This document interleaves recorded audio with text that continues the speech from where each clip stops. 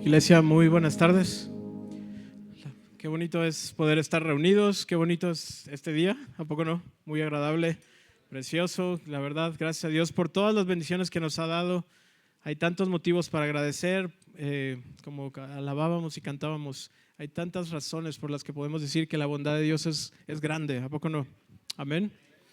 Y bueno, me da mucho gusto que sigamos estudiando juntos el libro de Juan y la parte del libro de Juan que hoy vamos a estudiar. Yo creo que va a pasar, y eso es mi oración, que así como cuando yo estuve preparando esto decía, oh wow, cuántas verdades, cuántas cosas preciosas podemos encontrar en la Biblia, son mensajes de Jesús poderosos que van hasta lo más profundo de la mente y el corazón, de nuestra mente y nuestro corazón. Esa es mi oración, que este día podamos juntos, al estudiar esto, poder reflexionar, ser transformados, renovados y tener una fe más fuerte en nuestro Dios y en Cristo. Y bueno, vamos a comenzar, antes de entrar al texto que vamos a leer, quiero hacer una pregunta y casi estoy seguro que ya sé la respuesta y voy a ver muchas manos, pero aún así me gustaría hacerlo porque ese es el contexto en donde hoy vamos a estudiar y donde vamos a reflexionar. Y bueno, quiero que levante la mano, si se animan, pero alguien que le haya pedido algo a Dios con toda claridad, así de, no, esto es algo que yo debo pedir a Dios y lo tengo claro. No hay pierde, es algo que no hay por qué no debería hacerlo.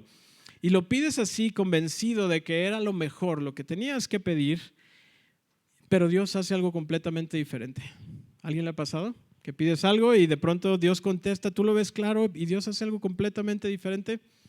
Bueno, hoy, si no les ha pasado, vamos a ver una historia donde Dios hace algo así. Hay muchas historias, creo, en la Biblia donde Dios hace esto, pero esta en particular, donde Jesús acaba de resucitar a Lázaro, que es lo que habíamos visto en historias anteriores. La semana pasada también vimos cómo después de esto había mucha conmoción, había gente que estaba siguiendo a Jesús ahora, convencidos de que Él era algo especial, de que Él tenía un poder, hacía señales y la gente lo seguía, la gente iba atrás de Él. Y por un lado entonces vemos a Lázaro, por otro lado vemos a gente que venía y multitudes que lo seguían, habían escuchado lo que él había visto, lo que él, había hecho. Y entonces también vemos, recuerdan en la historia, líderes judíos. ¿Recuerdan? Líderes judíos, fariseos, así es como el nombre de muchos que eran líderes. Y vemos estas personas que ahora estaban molestas e incluso la semana pasada veíamos que ahora a Lázaro, que había sido resucitado, que había recibido este milagro por parte de Jesús, ahora también ya lo querían matar. Vemos un momento, eso es lo que vimos la semana pasada, tenso, un momento donde hay muchas cosas moviéndose y ahí es donde Jesús va a hacer algo que nadie esperaba que ocurriera de esa manera. Así es que bueno, lo que hoy voy a argumentar o voy a presentarles y para que ustedes reflexionen y también vean si están de acuerdo con esto, pero es Jesús desafía nuestras expectativas. Jesús desafía nuestras expectativas. Lo que yo tengo en mente como una expectativa, eso es una expectativa, algo, es que Dios debe actuar de esta forma. Es que Dios va a hacer esto en mi vida. Dios debe hacer esto con el mundo. Es lo que Jesús desafía nuestras expectativas, cumple el propósito de Dios y también nos hace un llamado urgente. Eso es lo que vamos a estar, esos 3 puntos. Él desafía nuestras expectativas, cumple el propósito de Dios, pero también nos hace un llamado urgente. Y vamos a hacer una oración para pedir la dirección del Espíritu antes de que sigamos estudiando. Dios, te damos muchas gracias por este momento, por este lugar. Gracias porque podemos respirar, porque estamos vivos. Gracias porque, Señor, nuestra mente puede escuchar y nuestro corazón puede escuchar tu palabra. Y, Señor, al abrir la Biblia, queremos pedir la dirección de tu Santo Espíritu. Y, Señor, yo al presentar esta reflexión, esta predicación, quiero ponerme en tus manos, que sea tu Espíritu el que guíe y que podamos, Señor, regocijarnos en cómo tu palabra es poderosa, Señor, cómo tu Espíritu sigue actuando y cómo, Señor, tú vas más allá de cualquier cosa que nosotros podamos pensar. Te damos gracias y pedimos tu bendición. Lo pedimos en el nombre de Jesús. Amén. Bueno, pues vamos a nuestra Biblia, los que tengan por ahí su celular, su Biblia impresa o como sea, y vamos a Juan capítulo 12. Y nos habíamos quedado la semana pasada en el versículo 11 y ahora vamos a ver una historia que tiene muchos contrastes, con muchas cosas interesantes que van a estar ocurriendo. Y bueno, vamos construyendo sobre esta historia. Vamos a leer primero del capítulo 12 del versículo 12 al versículo 19. Y es una escena que les va a parecer muy familiar, así es que vamos juntos a leerla. Al día siguiente, cuando la gran multitud que había venido a la fiesta oyó que Jesús venía a Jerusalén, tomaron hojas de las palmas y salieron a recibir a Jesús. Y gritaban: Hosana, bendito el que viene en el nombre del Señor, el Rey de Israel.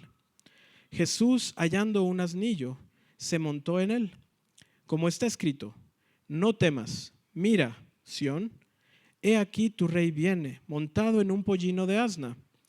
Sus discípulos no entendieron esto al principio, pero después, cuando Jesús fue glorificado, entonces se acordaron de esto que había escrito de él y del que le habían dicho estas cosas. Y así la multitud que estaba con Jesús cuando llamó a Lázaro del sepulcro y lo resucitó de entre los muertos, daba testimonio de él. Por eso la multitud fue también a recibir a Jesús, porque habían oído que él había hecho esta señal. Entonces los fariseos se decían unos a otros: ¿ven que ustedes no consigan nada? Miren, todo el mundo se ha ido tras de él. Y bueno, como les mencionaba, es una escena que seguramente hemos visto a lo mejor en una película incluso. Hemos escuchado muchas veces, sobre todo cuando viene la Pascua, la Semana Santa, como llamamos en México, esta escena donde Jesús va haciendo una entrada hacia Jerusalén. Se le llama la entrada triunfal, si a lo mejor en sus Biblias tienen ese título.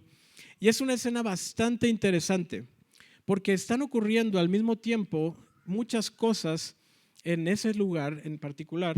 Y al mismo tiempo vamos a ver que hay muchas actitudes, formas de pensar, expectativas en cada una de las personas que estaban ahí, que Jesús viene y las rompe completamente. Y por eso era mi punto de que Jesús cambia las expectativas y nos responde de una manera que a veces ni imaginamos. Entonces, fíjense, hay muchos detalles que podríamos, pero también tenemos que ir algo rápido para poder leer todo el texto y reflexionar sobre todo el texto, pero hay muchas tensiones ocurriendo en ese momento. Primero, no sé si lo notaron conmigo, pero se menciona varias veces la multitud. ¿Lo notaron? La gran multitud, la gran multitud. Y cuando se refiere a la multitud, si lo ven por ejemplo en el versículo 12, la multitud que había venido a la fiesta oyó que Jesús venía a Jerusalén. Y se refiere que en la fiesta es la Pascua, que era una fiesta con un simbolismo para el pueblo judío, para el pueblo de Israel, muy importante. Era una época de liberación, era una época donde ellos estaban recordando lo que Dios había hecho muchos años atrás en el Éxodo y los había liberado de la esclavitud egipcia, los había liberado de una forma impresionante. Y ellos, para recordar ese momento tan especial con Dios, entonces tenían esta celebración año con año. Entonces, esta multitud había venido a Jerusalén, entonces ellos escuchan que Jesús va a venir. Esta multitud, dicen en los versículos que siguen, que era la gente que había visto el milagro de Lázaro y comenzaban a reconocer a Jesús como alguien totalmente especial. Entonces, la gente viene, va a este lugar y entonces lo interesante es que toman ¿qué? Palmas. Traté de traer una hoja de palma, pero no encontré por ahí. No es tan sencillo, aunque ya vi una palma por ahí y otra por acá, pero no me atreví a cortar una hoja. Pero entonces la gente toma palmas. Y bueno, la multitud, dice la historia, que toma palmas. Y es curioso porque diría uno, ¿por qué toman palmas? Ajá. Y bueno, para dar un poco de contexto, las palmas eran un símbolo del nacionalismo judío. Ajá. ¿Esto qué significa? Los judíos por mucho tiempo habían estado esperando un rey que viniera y los quitara del yugo de los romanos. Los judíos estaban esperando a alguien que viniera, en vez de ser un pueblo oprimido, exiliados, que había muchas cosas que habían perdido, estaban que llegara un rey. Y dice la historia y los historiadores que había habido personas que habían podido en algún momento derrotar a los romanos. Y ellos, cuando hubo una persona que lograba hacer esto, que lograba derrotar a los romanos, decían, él es el Mesías, él es el rey que estábamos esperando. Y hay una celebración incluso, a lo mejor la han escuchado por ahí, el Hanukkah, que esa celebración se sigue haciendo todavía en la tradición judía, donde ellos celebraban precisamente que había venido un rey que había podido lograr derrotar a los romanos. ¿Y cómo creen que celebraban? Con palmas. Esa era la manera que, como ellos, cuando algo se acercaba, ya está llegando el rey, ya está llegando el que estábamos esperando, tomaban palmas y en una señal de nacionalismo judío, de poder ellos ser restablecidos como una nación, etcétera, toda una serie de cosas, ellos toman las palmas. Y entonces la otra cosa interesante es que ellos dicen, si ven en el versículo 13, Hosana bendito el rey que viene en el nombre del Señor, el rey de Israel. Y bueno, podríamos hablar mucho aquí, pero esto, si ustedes buscan en sus Biblias, en el Salmo 118, van a encontrar literalmente el texto que ellos estaban repitiendo. Era un salmo. Y este salmo era una súplica de salvación. Ellos querían que alguien los salvara, así como en el Éxodo, Dios los había liberado. Ahora ellos estaban esperando que alguien los liberara de nuevo, pero ahora de los romanos tenían las palmas. Entonces hay toda una escena donde está construida en este momento, donde ellos esperan a un político, a un libertador.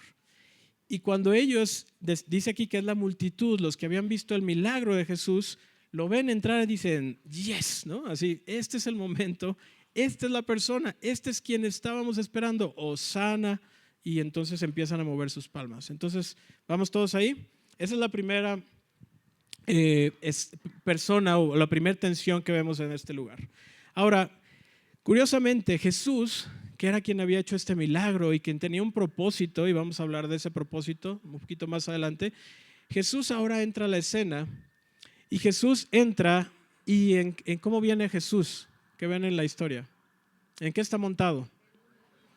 En un asno, en un asnillo. Jesús no sale de la escena, sino que entra a esta escena y ahora sube en un asno. Y fíjense, lo que Jesús estaba haciendo estaba predicho en el libro de Zacarías. No podemos ir a leerlo hoy, pero en Zacarías 9:9 decía que, lo voy a leer yo muy rápido, regocíjate de sobremanera, hija de Sión, da voces de júbilo, hija de Jerusalén. He aquí tu rey viene a ti, justo y dotado de salvación, humilde, montado en un asno y en un pollino, el hijo de asna. Entonces, perdón, se me está yendo el gallo. Jesús entra en un asno.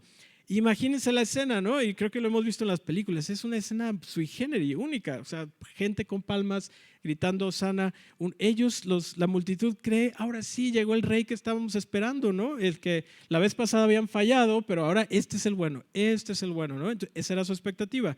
Los discípulos dice que estaban ahí, pero ¿qué creen? Dice que tampoco entendían lo que estaba pasando. Si se fijan en el versículo 16, dice que los discípulos no entendieron, sino hasta después de que Jesús resucitó. Dice el versículo que cuando Cristo fue glorificado, ellos entendieron realmente lo del pollino, lo del asno. Entonces, en ese momento, me imagino que ellos decían, no entendemos a este Jesús. O sea, a ver, acaba de ser el milagro, la gente lo está clamando. ¿Qué esperaría la gente de Jesús para entrar como un rey? ¿En qué? ¿En un caballo? Un caballo blanco, majestuoso, con armas, y Jesús entra en un pollino, en un asno. Entonces, los discípulos, sacados de onda, como decimos, y por otro lado, por ahí estaban los líderes, frustrados seguramente, enojados todavía porque todo el mundo se está yendo detrás de Jesús y ellos no pueden evitarlo. Interesante, todas esas tensiones están ahí. Ahora, podríamos hablar muchísimo de esta parte de la historia, pero hay algo que en el versículo 17 me encantaría que pusiéramos nuestra intención. Y entonces dice, y así la multitud que estaba con Jesús cuando llamó a Lázaro del sepulcro y lo resucitó de entre los muertos, daba testimonio de él. Y decimos, ¿cómo? O sea, la gente que no entendía quién era Jesús realmente, estaba con las palmas, estaban cantando el salmo, tenían una expectativa de que entrara de otra forma, etc. La gente, dice aquí, que eran los que estaban dando testimonio de él. Y ahí hay una cosa muy interesante. Los discípulos tampoco entendían, ¿estamos de acuerdo? Muchos, no sé si alguien realmente entendía más allá de Jesús. Y para mí hay una lección muy interesante ahí que podemos reflexionar. No necesitas entender todo para ser usado por Dios. Y eso es algo increíble. Y es algo con lo que luchamos como seres humanos. Porque ¿a poco no hay tanta esta idea de, quiero seguir a Dios, pero déjame entender todo primero? Ajá. O, quiero ser usado por Dios. ¿Para qué? Para contarles a otros acerca de Dios, para predicar, para contarles, para testificar. Pero, ¿sabes qué? Primero déjame tomo los cursos, ¿no? O déjame tomo las capacitaciones. No, aquí lo que está diciendo es que esas personas que no entendían realmente qué estaba pasando y lo que se conocían lo hacían porque era lo que comprendían, Dios lo estaba usando, y que no necesitamos entender todo para poder ser usados por Dios. Lo que necesitamos es haber visto algo, porque eso era lo que la multitud estaba haciendo. Ellos habían visto un milagro y ahora estaban diciendo, aquí hay algo especial y yo estoy testificando de que Él es poderoso. Y hay algo increíble ahí, y ese es el primer punto que me gustaría que reflexionáramos. El reino de Dios, lo que Dios está haciendo en el mundo, lo que Dios está haciendo con sus propósitos, eso avanza aunque no entendamos todo. ¿Están de acuerdo conmigo? Hay gente que quiere clamar y quiere decir, yo entiendo todo acerca de Dios. ¿Quién puede aseverar eso? Nadie. Todos tratamos de comprender más y más de Dios, pero el reino de Dios, a pesar de eso, avanza. Pero ¿saben qué es lo más increíble? Que transforma personas para que testifiquen y colaboren en su obra. Eso es lo más increíble. ¿A poco no decimos amén? Y gloria a Dios. Dios transforma personas, a pesar de que no entendemos por completo cómo va a actuar, y a veces tratamos, y hay gente que se va muy lejos para tratar de predecir cómo Dios va a hacer las cosas. Bueno, aunque a pesar de todo eso, Dios lo usa y transforma a las personas para que testificamos y se cumplan sus propósitos. Y bueno, lo maravilloso es que Dios tiene un propósito universal. Y fíjense, tiene un propósito universal de salvación, y ese propósito lo ha hecho realidad por medio de Cristo Jesús. Vamos a leer ahora del versículo 20 al 28 y van a ver por qué digo esa parte. Había unos griegos, dice el versículo 20, entre los que subieron a adorar en la fiesta. Estos fueron a Felipe, que era de Betsaida, de Galilea, y le rogaban, Señor, queremos ver a Jesús. Felipe fue y se lo dijo a Andrés. Andrés y Felipe fueron y se lo dijeron a Jesús. Y Jesús les respondió, ha llegado la hora para que el Hijo del Hombre sea glorificado. En verdad les digo que si el grano de trigo no cae en tierra y muere, se queda solo. Pero si muere, produce mucho fruto. El que ama su vida, la pierde. Y el que aborrece su vida en este mundo, la conservará para vida eterna. Si alguien me sirve, que me siga. Y donde yo estoy, allí también estará mi servidor. Si alguien me sirve, el Padre lo honrará. Ahora, versículo 27. Mi alma se ha angustiado. ¿Y qué diré? Padre, sálvame de esta hora. Pero para esto he llegado a esta hora. Padre, glorifica tu nombre. Entonces vino una voz del cielo. Y lo he glorificado y de nuevo lo glorificaré. Entonces vemos la historia y la primera parte es una frase cortita, pero fíjense cómo cada parte de la historia tiene significado. Dice el versículo 20, había unos griegos entre los que subieron a adorar en la fiesta. ¿Qué significa que había unos griegos? Estábamos hablando que había la multitud, estaban los fariseos. El ámbito en donde Jesús se movía, y más estando en Jerusalén, había muchas personas de Israel, judíos. Este pequeño detalle que dice ahí, que había unos griegos, es algo que habla del propósito de Jesús. Ahora había venido gente desde lejos a ver a Jesús. ¿Cómo se habían enterado de él? No lo sabemos, pero ¿a poco no es increíble cómo los hechos, las señales que Jesús estaba haciendo, ahora hacía que personas de lejos vinieran y lo buscaran? Y vienen y preguntan por él. Y lo interesante, antes de pasar a la siguiente parte, estas personas que eran griegos se le llamaban gentiles, así se le llamaban en los términos de esa época religiosos, vamos a decirlo así. ¿Por qué? Porque Dios había hecho un llamado al pueblo de Israel, un pueblo por medio de Abraham, muchos seguro han escuchado esa historia, y ellos se consideraban el pueblo de Dios. Pero muchas veces se habían perdido porque esa bendición que habían recibido ellos era para llevarlas a otros. Se habían olvidado y a veces creían que era solo para ellos, y había un peligro ahí. Pero aquí Juan está poniendo el detalle particular. Ahora los griegos también estaban comenzando a seguir a Jesús. Padrísimo. Bueno, entonces, ahora Jesús, cuando los griegos vienen y dicen, queremos ver a Jesús, vemos que en el versículo 24, Jesús pareciera que no hace caso de los griegos. Y podríamos decir, oye Jesús, te están buscando, di algo, ¿no? O sea, salúdalos. Ajá. Y alguien podría decir, bueno, los ignoró, ¿qué es lo que hizo? Bueno, síganme. Vamos al versículo 24. ¿Cómo es que Jesús cumple su propósito, ese propósito universal? El versículo 24 dice, en verdad les digo que si el grano de trigo no cae en tierra y muere, se queda solo, pero si muere, produce mucho fruto.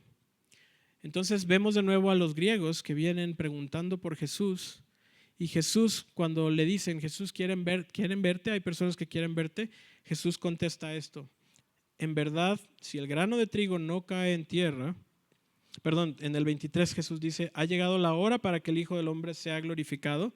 Es decir, Él comienza diciendo, ha llegado la hora, este es el momento. No sé si alguien recuerda, pero en lo que hemos estudiado, hay varias veces que Jesús dice, no es el momento todavía, no es el momento todavía, no es el momento todavía. Y eso se repite varias veces, pero ahora Jesús dice, este es el momento. Y cuando Él dice que ahora sí es el momento que el Hijo del Hombre sea glorificado, entonces Jesús hace esta enseñanza muy hermosa. Les digo que si el grano de trigo no cae en tierra y muere, entonces se queda solo. Pero si muere, entonces produce mucho fruto. Y Jesús está siendo ahora muy explícito en lo que Él va a hacer. Como decíamos, ni las multitudes, ni los discípulos, nadie comprendía. Para nosotros es sencillo decir, bueno, es que Jesús iba a ir a morir. Sí, porque lo estamos viendo 2000 años después. Pero para ellos no era sencillo entender qué era lo que Jesús iba a hacer. Y Jesús usa una analogía muy hermosa. Dice, si un grano de trigo no cae en la tierra y muere, entonces se queda solo. Pero si muere, entonces ¿qué pasa? ¿Qué produce? Produce mucho fruto. Y con eso ahora Jesús estaba siendo muy explícito en lo que él iba a estar haciendo, mucho más explícito de lo que hacía él o que había explicado en el pasado. Y Jesús estaba dando una señal ahí importante, que lo que él iba a hacer iba a traer mucho fruto, que iba a parecer una tragedia, ¿estamos de acuerdo? Por eso dice, el grano se pone en la tierra. Y alguien podría decir, oye, pero pues ese grano, ¿por qué si está bonito, no? ¿Por qué lo escondes? Bueno, Jesús estaba diciendo, para que haya fruto, para que cumpla mi propósito, mi misión universal para los de Israel, para los griegos, para todos, yo tengo que ir y vivir bajo la tierra, como quien dice, para que entonces pueda tener ¿qué? Mucho fruto. Lo que iba a parecer una tragedia sería realmente una victoria. Eso es lo que estaba Jesús enseñando. Ahora fíjense, Jesús sigue cuando sigue explicando qué es lo que Él va a hacer. Si vamos al versículo 27, vamos a ver donde Él dice, mi alma se ha angustiado. ¿Y qué diré? Padre, sálvame de esta hora, pero para esto he llegado a esta hora. Padre, glorifica tu nombre. Entonces vino una voz del cielo, y lo he glorificado y de nuevo lo glorificaré. Y fíjense qué momento tan hermoso, tan difícil al mismo tiempo. Jesús mostrándose sin fingir que lo que Él iba a hacer no iba a ser fácil. Y Brian la semana pasada nos decía que Jesús iba voluntariamente a entregarse.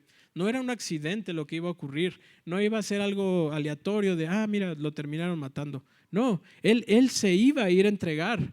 Y Jesús está en el versículo 27 diciendo, mi alma se ha angustiado. Pero al mismo tiempo, él en vez de decir, y lo dice ahí, en vez de decir, yo ya no quiero esto, no, dice, para este momento he llegado y para esta hora en este momento. Entonces, ahora él dice, Padre, glorifica tu nombre. Ahí lo que está diciendo es que Jesús tenía un propósito, que por medio de su muerte iba a glorificar al Padre. Nadie entendía realmente, estaban tratando de entender qué pasaba. Y lo hermoso también es que en el versículo 28, si lo vemos, dice que se escucha una voz del cielo, con que el Padre diciendo ahora hacia Él, y lo he glorificado y de nuevo lo glorificaré. Entonces es un momento hermoso en la historia, la gente sin entender, Jesús tratando de explicar, usando un recurso, otro recurso, y entonces la voz del cielo de Dios diciendo, y yo lo he glorificado y lo glorificaré de nuevo. Dios confirmando ante todas las personas que estaban ahí que lo que Jesús estaba haciendo era parte de su propósito, el Padre y el Hijo unidos. Y aquí es el segundo punto que quiero afirmar en esta tarde. Cristo honra al Padre con su propósito para todo el mundo y el Padre glorifica a Cristo. Eso es lo hermoso del Evangelio, cómo Jesús no estaba actuando como alguien independiente, tratando de hacer algo, tratando de cambiar el mundo. No, Él tenía un propósito dado por Dios, un propósito universal, un propósito que vamos a ver que a través de lo que Jesús hizo, cumplió el propósito del Padre, trayendo luz al mundo, trayendo juicio, pero trayendo también buenas noticias para toda la humanidad. Amén.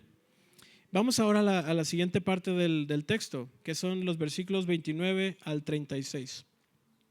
Y dice así: por eso la multitud que estaba allí y oyó la voz decía que había sido un trueno. Otros decían, un ángel le ha hablado. Versículo 30, Jesús les dijo, esta voz no ha venido por causa mía, sino por causa de ustedes. Ya está aquí el juicio de este mundo. Ahora el príncipe de este mundo será echado fuera. Pero yo, si soy levantado de la tierra, atraeré a todos a mí mismo. Versículo 33. Pero él decía esto para indicar la clase de muerte que iba a morir. Versículo 34. Entonces la multitud le respondió, hemos oído en la ley que el Cristo permanecerá para siempre. Y ¿cómo dices tú? El Hijo del Hombre tiene que ser levantado. ¿Quién es este Hijo del Hombre? Jesús entonces les dijo, todavía por un poco de tiempo la luz estará entre ustedes. Caminen mientras tengan la luz, para que no los sorprendan las tinieblas. El que anda en la oscuridad no sabe a dónde va. Mientras tienen la luz, crean en la luz, para que sean hijos de la luz. Estas cosas habló Jesús y se fue y se ocultó de ellos. Entonces Jesús, que lo habían venido a buscar los griegos, comienza a hablar del grano, ¿recuerdan? Comienza a hablar de su propósito. Después dice, ¿saben qué? Este es un momento de angustia. ¿Por qué? Porque él se iba a entregar y no ocultó eso. Pero ahora vemos a Jesús haciendo afirmaciones bastante interesantes. Hay muchísimos detalles. He escogido los que son los más relevantes, porque si no aquí se nos iría el tiempo. Pero fíjense, el versículo 31, Jesús hace una afirmación de cuál era el propósito y qué es lo que Dios estaba haciendo a través de él. Dice el versículo, ya está aquí el juicio de este mundo. Y es el primer lugar en donde quiero detenerme. Jesús, al venir al mundo y por medio de su muerte y su resurrección, lo que él iba a hacer, trajo juicio a este mundo. ¿Y qué significa eso? Alguien podría decir, ¿cómo? Porque por medio de su muerte y resurrección, Jesús mostró que el mal estaba vencido, amén. Que él tenía poder sobre la muerte. Que los poderes de este mundo, los poderes que tradicionalmente pensamos que son los que gobiernan, ¿sí? El mal, la violencia, la muerte en sí, que es el arma más poderosa que tiene cualquier gobierno, cualquier institución, cualquier amenaza. Jesús estaba diciendo que él había venido a traer juicio. Porque Jesús, por medio de lo que hizo en la cruz y por su resurrección y cumpliendo el propósito de Dios, derrotó esos poderes. ¿Y cómo los derrotó? Yendo a morir, enfrentándolos con amor de una manera totalmente diferente. ¿Estamos de acuerdo? De nuevo, Jesús rompiendo las expectativas. La gente pensaba que para vencer al mal, ¿qué necesitábamos? ¿Recuerdan las palmas? ¿Recuerdan lo que mencionábamos? Hosana. La gente pensaba que la manera en que derrotas el mal es a través de ¿qué?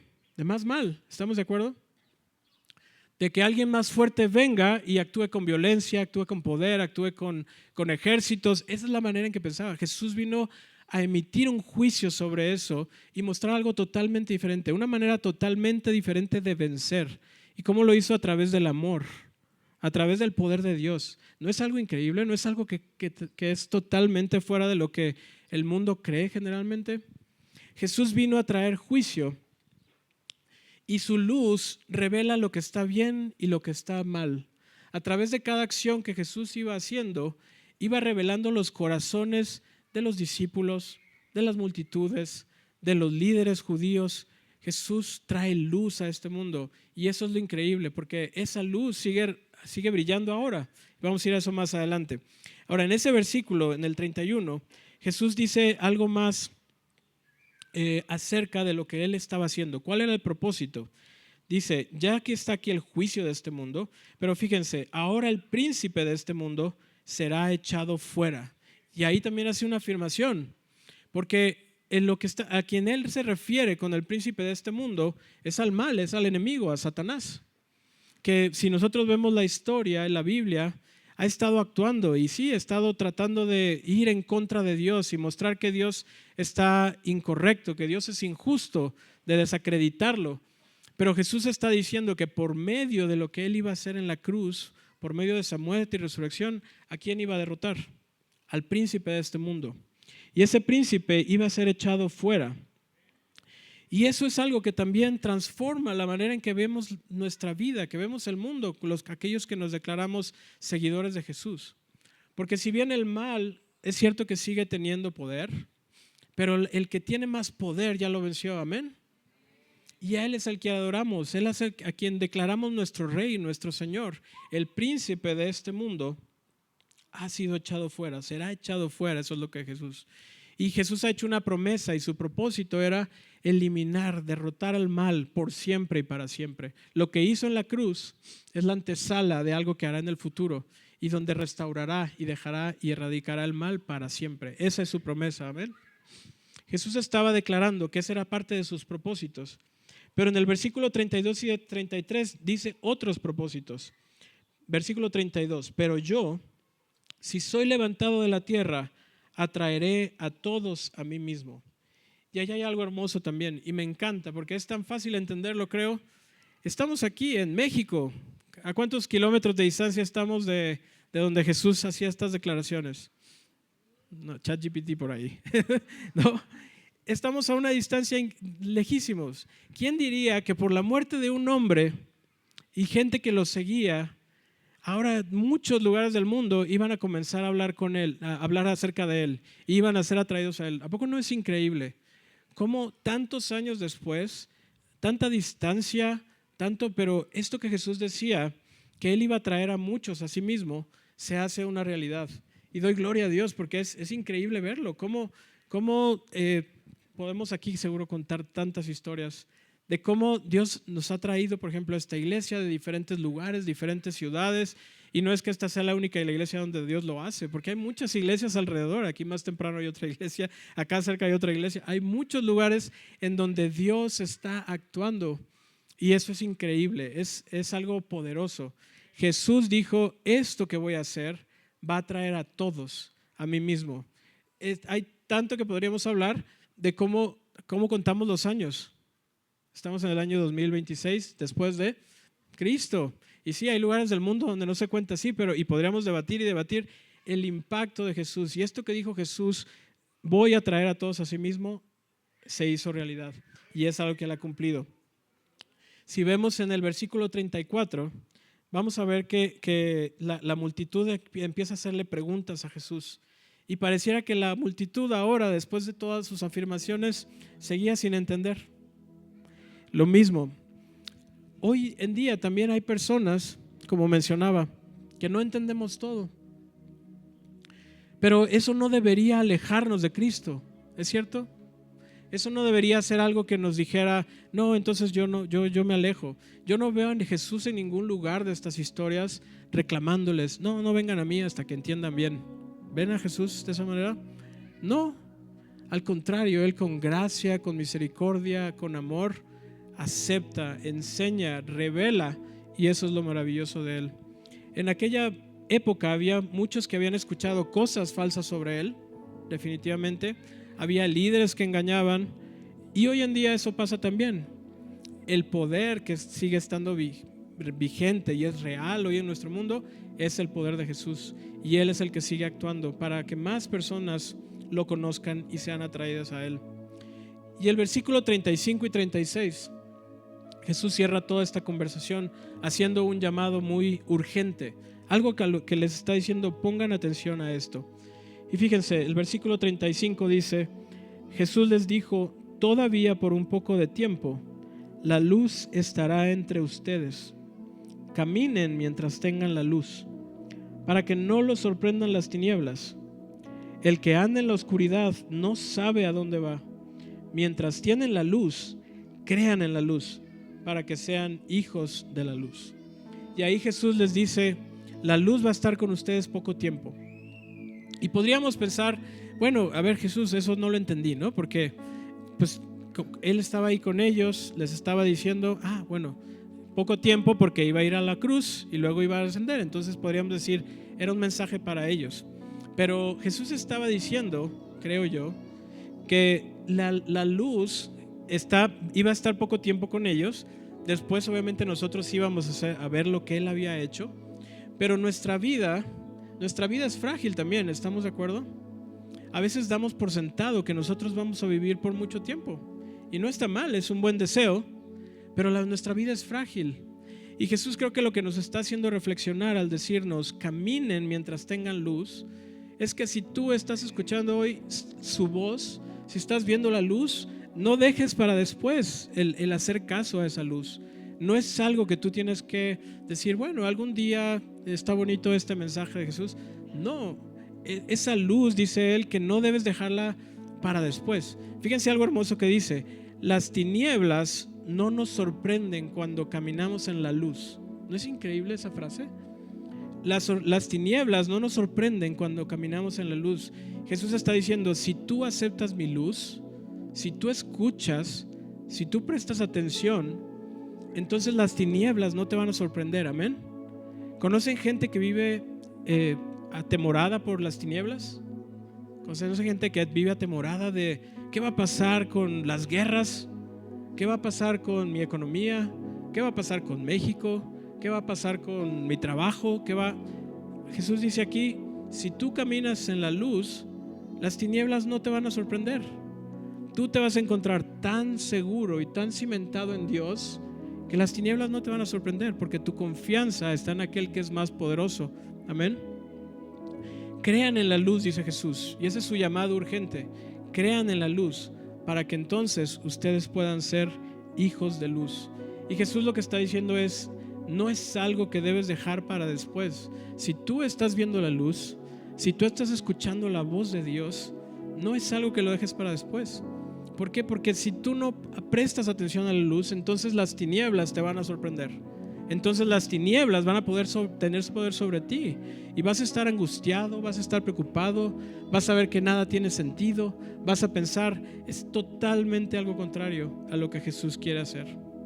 Así es que para cerrar las ideas de este texto que estamos leyendo, creo que hay un llamado aquí de Jesús a aquellas personas que a lo mejor escuchan por primera vez acerca de Él, o por segunda vez, o que han escuchado por mucho tiempo, pero que a lo mejor te has guiado no necesariamente por su voz, sino por lo que te ha enseñado un maestro, una persona, otra persona, y tú has dicho: no, yo no quiero nada con Jesús. Hay un mensaje aquí, porque dice Jesús que no importa lo que tú sepas, no importa si ya te leíste la Biblia o no, si has asistido mucho a una iglesia o no, lo que tú tienes que ver es su luz y cómo Él está en tu vida y cómo Él está presente en tu vida. Y cuando tú decides hacer eso, entonces te empiezas a testificar y a ser usado por Él. ¿Recuerdan la multitud que lo seguía?